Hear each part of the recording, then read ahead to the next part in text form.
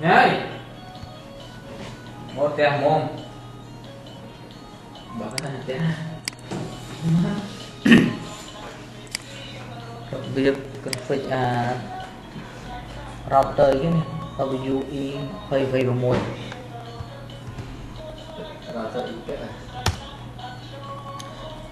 user viết root cho lắng như vậy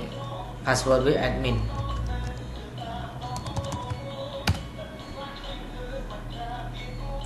to lắng khi trong config viết cho viện network interface to lắng như cho quen nè thì hiểu ý nó đặt nó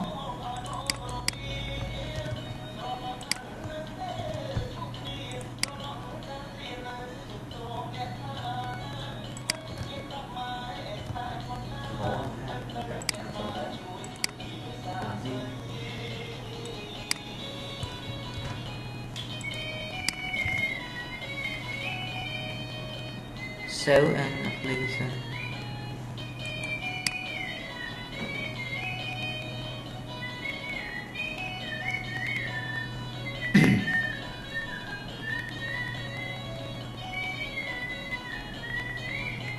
ok hái tàu láng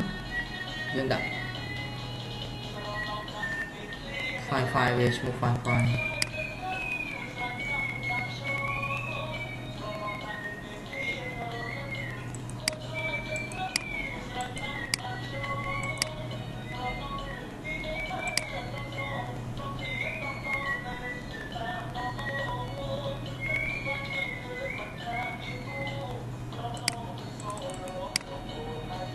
đặt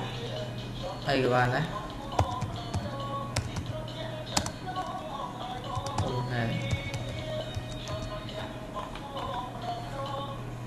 tốt lắm sale